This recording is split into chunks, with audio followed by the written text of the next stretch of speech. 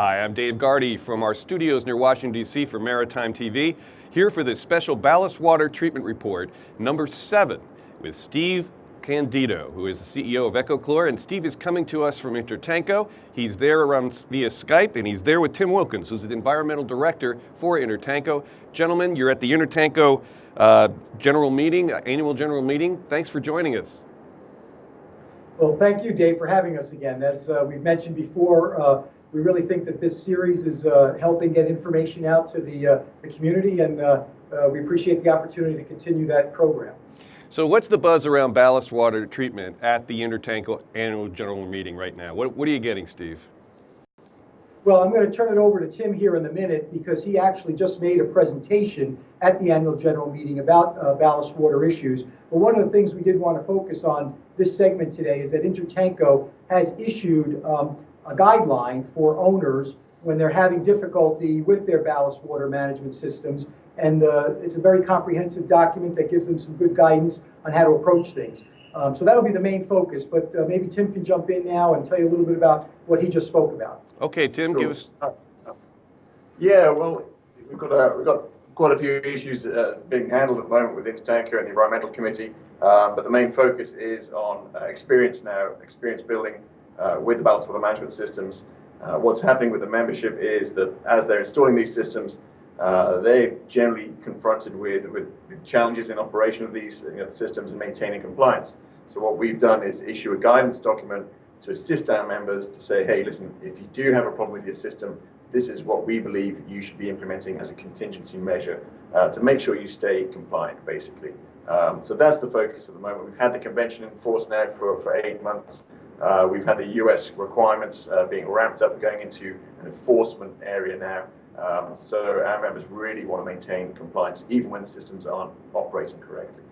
Now, Steve, last time we talked about the Coast Guard requirements and then updating their documents. How does this relate to that in terms of comparison?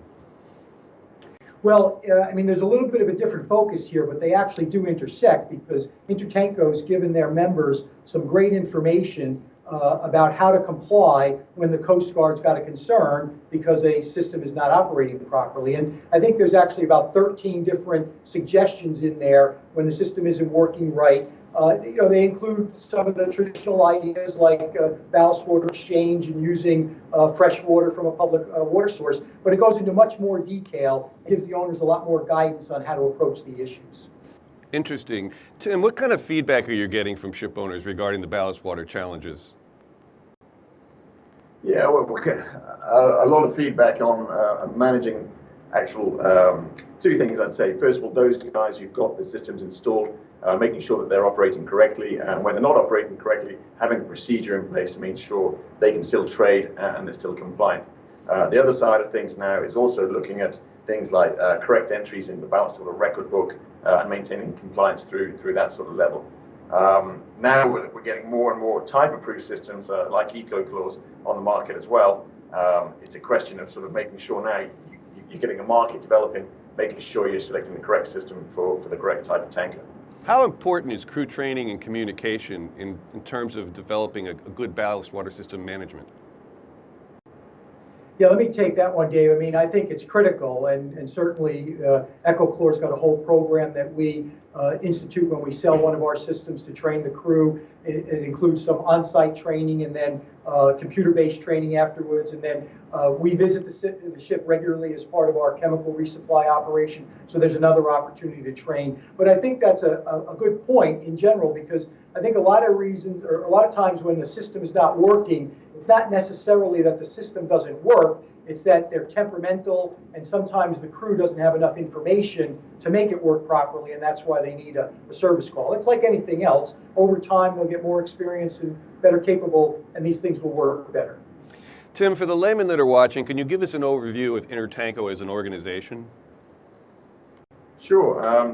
We represent just over 200 tanker owners and tanker managers, representing around 4,000 tankers that trade globally.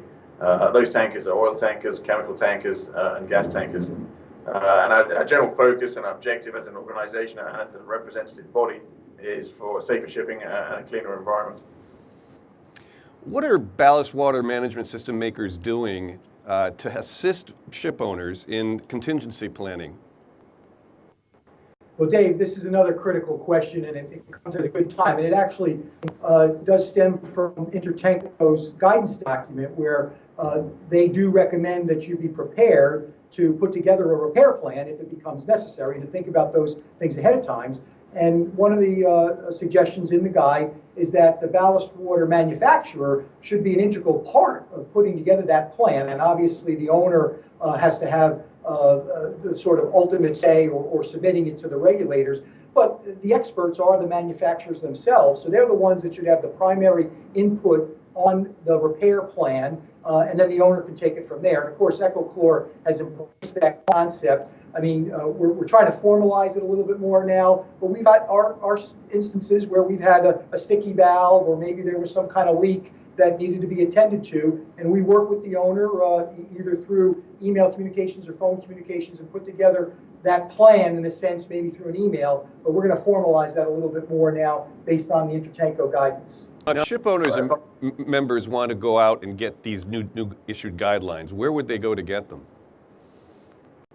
Well, yeah, that's. I mean, normally we issue guidelines, and they're focused on the tanker sector, and they're focused on our membership. But for this particular guideline, we've sent it to our sort of sister organizations that represent other sectors within the industry, and they've said, "Wow, this is great. This is something we can use. It's not just tanker specific."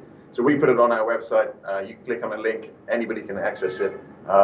We've had interviews in certain magazines as well, and we've made sure the link is in there. We just need as much of the industry to start looking at the standard procedures and processes, a bit like the repair plan that Steve has talked about. Make sure that becomes an industry standard, and the way to do that is to get this document out as wide and as far as possible. And just for everyone, your website is what's the URL? It's www.intertanko.com. Okay, simple enough, and that's where you'll see the guidelines. Yeah. Thank you, gentlemen, and thank you, Tim, for having Intertanko put out these guidelines, because everybody needs as much guidance as they can get, as Steve is doing with these ballast water treatment reports. And want to thank you both for coming to us from Rome via Skype and arranging for the room to make this something special. Great. Thank you, Dave. All right, I'm Dave Gardy here for Ballast Water Treatment Report number 7 on Maritime TV. Thanks for joining us.